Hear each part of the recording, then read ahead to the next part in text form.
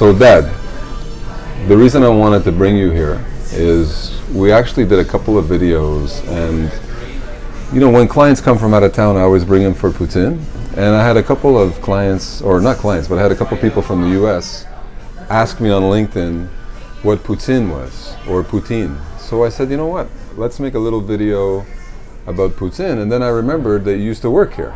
Yeah. So right now we're at Dunn's. Yeah. We're at Dunn's in Montreal on Metcalfe. Right, so you worked here in the 50s? 1959, on St. Catherine Street. Okay, so when it was on St. Catherine, so it wasn't here? It was not here, no. It was on St. Catherine Street. Do you know when they moved here? No. No. It's probably in the 70s, 60s? We moved here in 2003.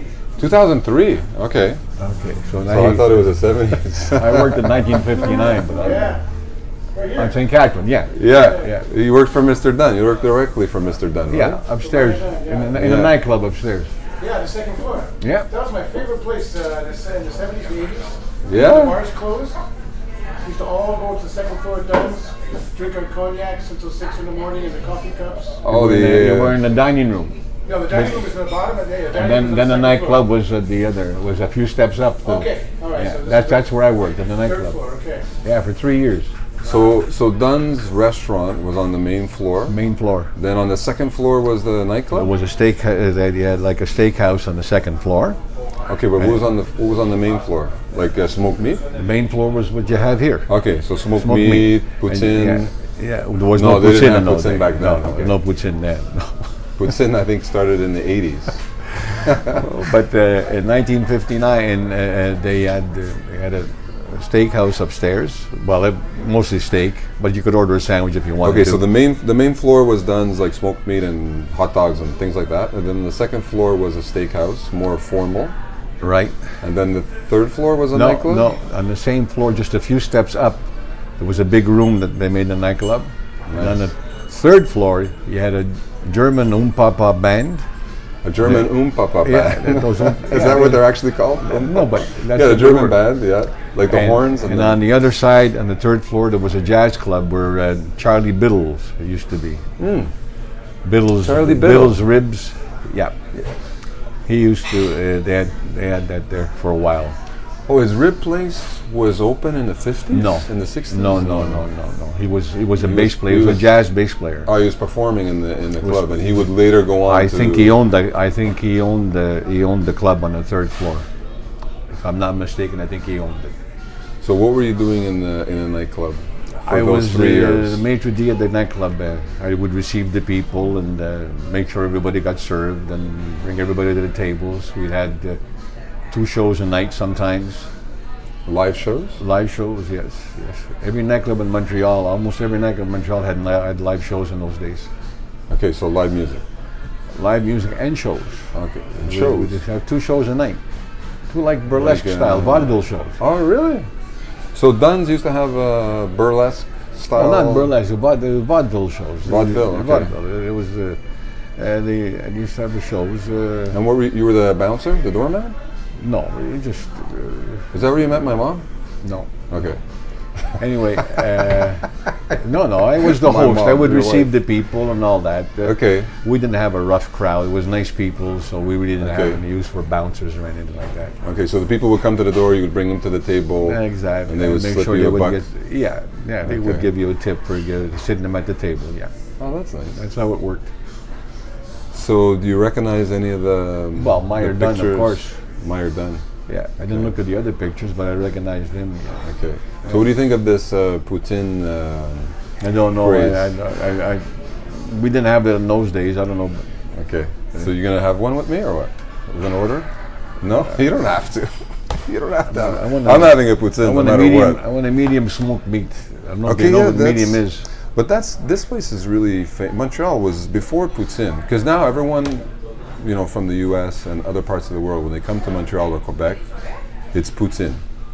Okay, that's what it is, right? But it used to be smoked meat, right? Was smoked meat the famous? Smoked meat was thing here? famous then. Yes, smoked meat was famous. Bagels were always famous.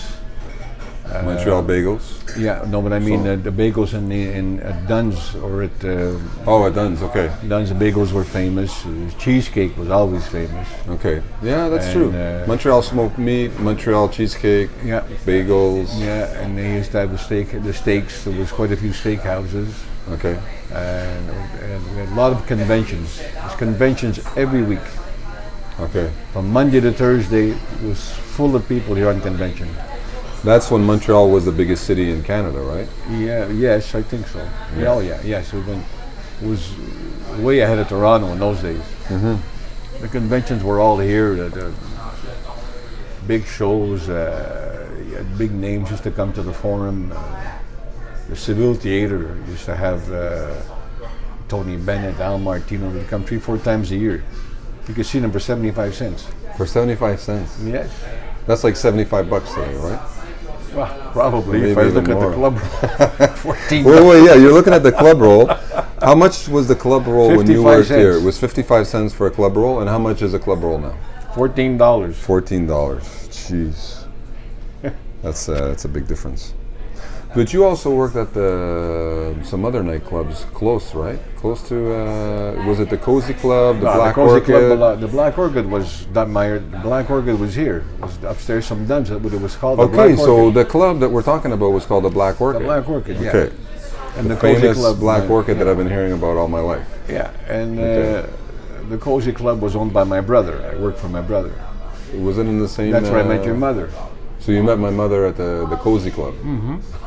It was a Cozy Club. Yeah, it was a Cozy Club. What was the story with that? She showed up with another guy and you threw him out or something? Showed up and then with she a guy came that was back? barred. So she showed up with a guy that was barred from the club. Yeah. That time you weren't a maitre d', you were a doorman, you were a bouncer, right? No. I was working. I was serving. I was working. You were a working as waiter? Yeah, and you yeah, threw I him was out waiting. as a waiter. You're allowed to do that? Of course, we did everything. Told him, So my told him mom showed up with with her, the guy that was barred. with somebody, her and her girlfriend, with this friend. He And was he just, was he was barred. just a friend of them, and I had barred him. You had barred him. And no, You she didn't as show a- up. No, he came over to get unbarred, Oh, you came over to apply to get unbarred. and I said no You 3 said times. No. Okay. 3 Fridays in a row. The fourth Friday, I let him in, and he came in with your mother and Margie, Dean Yes. Fernandez's mother. Yeah. Okay. Yeah. And that's where I met your mother. Ah, you see? So that guy who was originally a pain in the butt Yeah. ended up introducing you to your bribe. Indirectly, yeah. Yeah. That's cool. I see that. So you were friends with Jean Beliveau Yeah, through Freddie. Yeah. It was Freddie's friend. Yeah. still. Yeah. Met him. Yeah, I through met him a Freddie, few times too. Yeah. He's a really nice Thank guy. you very much. So do you have any stories from Dunn's? Wasn't there some stories from the 3 years you were working at Dunn's? Oh, there was a lot of things. I remember we had opened at one time. They opened the gay 90s. You know, like the 1890s. Gay 90s? Yeah, they used to call it the gay 90s. So what was the kind of the barbershop quartets of the 1890s and all that. Oh yeah. they With the opened stripe suits Yeah, there? the striped suits. Yeah. And we all dressed up like that. And they had a bicycle built for two outside, you know. You dressed up like that too? No. Okay. We dressed up at the door to receive the people. I dressed up in those red and white suits with the funny hats. Oh, yeah. We'd receive the people that way. But the theme was the gay 90s. Oh, gay as in happy gay. Yeah, of course. So the gay 90s, got it. They called it, this Yeah. was the 1890s to the 1920s or whatever Yeah. it was they had. And in those days, you had to have a jacket to get in the club. And the women, the ladies, had to have a dress. You couldn't come in the club Really? with slacks. No. Okay. That lasted for, it was the 50s anyway, 40s, 50s, and 60s. Must have been incredible. Oh wow, that was fast. That's amazing. Look how fast that was. Grab some utensils. Beautiful. Thank you very much. I just wanted to, so finally we've got the poutine, all right? So we've got the poutine. So now, I gotta explain what the poutine is, right? So this is a Montreal poutine. So, do you wanna explain what's in the poutine? No, No? explain it.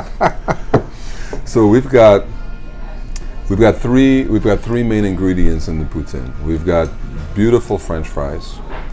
We've got cheese curds. Now the cheese curds are very important because when you have poutine anywhere else outside of Quebec, sometimes they mix it up. Sometimes they make a mistake. They can put mozzarella, they can put Parmesan cheese, Romano, whatever. It has to be cheese curds. And then the cheese curds mix with the fries, and then they pour beautiful brown gravy on top of it. Now the origin of poutine, the reason they have the name poutine is it actually means mess, right? Because this is one big mess, right? So when you mix it together, it makes a poutine. It makes a mess. And the French Canadians invented this. And there's a couple of, according to Google, anyways, there's a couple of French Canadians that are taking credit for it. But nonetheless, it was invented here. And it is a beautiful, beautiful dish. And again, the reason I'm doing this is because there's some people that have never had a poutine, have never heard of it, or they've heard of it, and they're not sure what it is. So this is what it is. And look at that beautiful sight. This Montreal poutine. And that's what we're talking about.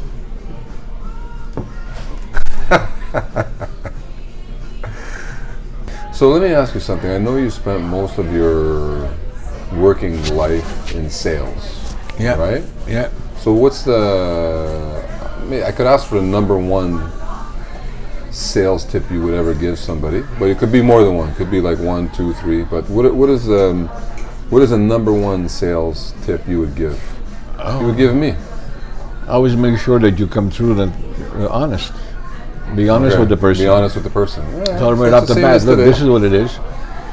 So don't promise something you can't deliver. No, of course not. Okay. Of course not. So it's the same as today. Yeah. See that? Okay. And so you sold heating oil, right? You went house to house, knocking on doors. So you weren't cold calling, you were knocking on the door. In those days, all the construction, new construction, Yeah. in the 1965, was all oil heat. Yeah, everything was oil heated. In 1965. So the project went up 50 houses, took all the addresses down, Yeah. and as soon as we seen the drapes up, you knocked on the door. So The guy moved in. You would check it once a week, going up and down. You take once the guy did, scratch him off because you already went to his door, and he keep doing that. He used to do that. He used to go in, start in Saint Leonard, cross Ziplet, La Fontaine, to go to Brassard and Saint. Okay, but hang on, back up for a second. So there was a new construction district. So let's say a new block of houses. Yeah. Right. And so the contractor didn't already secure an oil supplier. Yes, he had an oil supplier, but you tried to go there and get there before him. Okay, so you would knock on the door and... Yeah, but see, the guy that bought the house was not tied in to who the contractor was buying, unless there was an oil-fired water heater, which was very few. Okay. Wasn't that many companies that would put a water heater in until the customer moved in.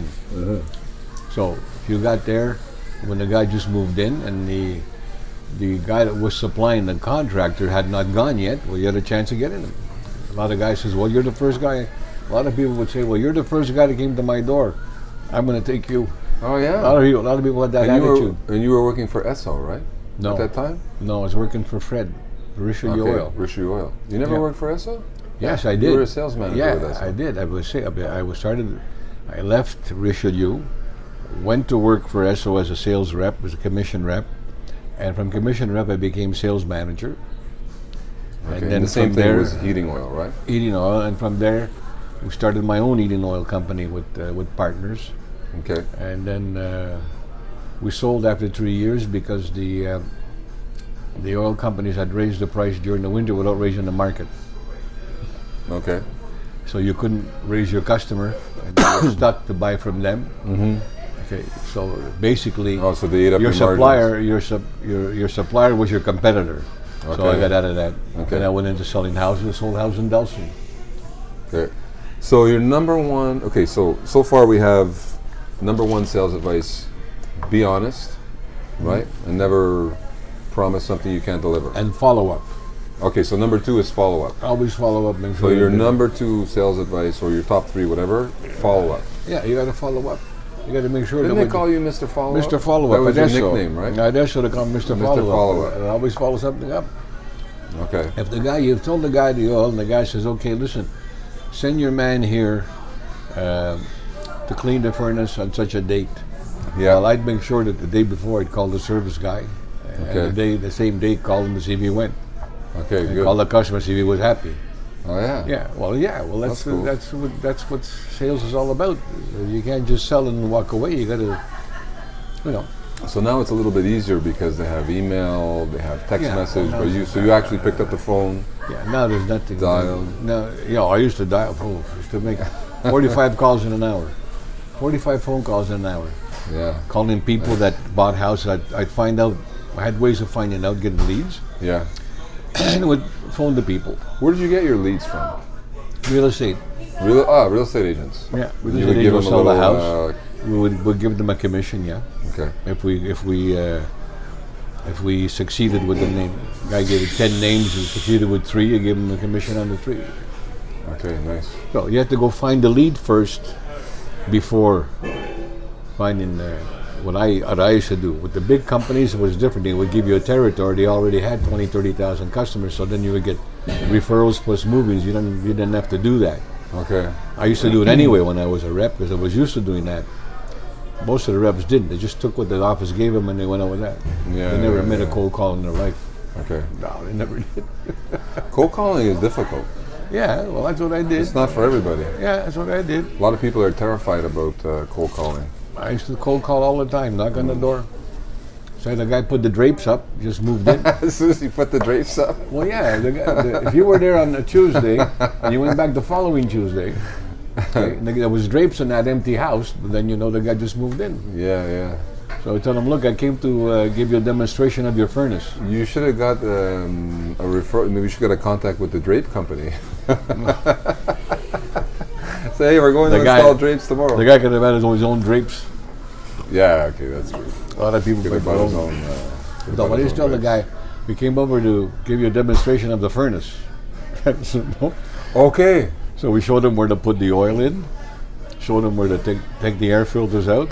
And So that was you a would big cold, demonstration. you would cold knock. So you would cold knock on his door, yeah. and you would say, "I'm here to give you a demonstration of your furnace." Well, I That used is to. awesome. Yeah, we used to. Isn't that a little bit? Well, that's It not all really dishonest. depended. It all depended how the guy used to answer you at the door. Yeah. You know. Okay. Because the guy said, "Well, look, I'm not." I said, "Look, I can show you how the furnace works." You know. While But I'm that's here. fantastic. You're giving value. You're Yeah. giving the client value, Yeah. and at the end of the demonstration, so you've given him or her Yeah. value, Yeah. and then you say, "Hey, by the way, if you want to buy oil from me," No, I didn't say that. I used to No? tell them we're there to sell them oil. And the guys, well, I'm not sure and everything. I said, well, do you know how the furnace works? I know. I think. Let me show you. You know. Ah, that's and I said, awesome. and that's Isn't that amazing? yeah. Because if you tell him you're going to give him a demonstration, then you'd be lying to him. You know. Yeah. No, So, that's So fantastic. I used to go there and say, listen. You give them value. Yeah. That's good. That's what I said. Yeah, that's really good. Yeah. And most of the time, it was I guess the man of the house back in the 50s was at work, right? So Yeah, did you go at nighttime after supper? No, type of deal? no, it was a nighttime. So I always go at nighttime. So it was always a nighttime thing. You Yeah. never go during the day because it would be just the No, wife unless you had thing, an right? appointment. Yeah. If you phone the guy, I used to phone. I had people I'd phone, and I had people that I'd go cold call, and that's how we did it. Ah, that's Kept good. on the phone. The daytime make all the calls, and at nighttime go to either go to appointments or do both. So did you used to celebrate when you made a sale or when you had a good week? Was there a ritual that you had? Are you kidding? What ritual? You never got a draft beer from anybody. No, but I'm saying, let's say it was a Friday, you No. had an amazing I week. drank a lot of wine with the Italians because I spoke Italian. Yeah, Yeah, the Italians, you had to drink their wine. They all made the best wine. okay. Yeah, so I used to have to drink a glass of wine. If it was an Italian, I always had to drink a glass of wine before leaving. Okay. And I had a lot of Italian customers because I used to do Saint Leonard and La Salle. So you never, at the end, like on a Friday, you look at your sales and you said, wow, I made one of my best weeks ever. I had no Let time. me go out and... I had no time, but to get back home. Okay, I had no time. okay. I had no time. You were playing hockey, dancing school, whatever it was for the kids. You're always busy. Okay, okay. You don't have much Alright, time. fair enough. So that's good so far, right? Yeah. It's going really good. You want to have coffee? Dessert? No. God, I hate that. Are you kidding? I couldn't finish that last one.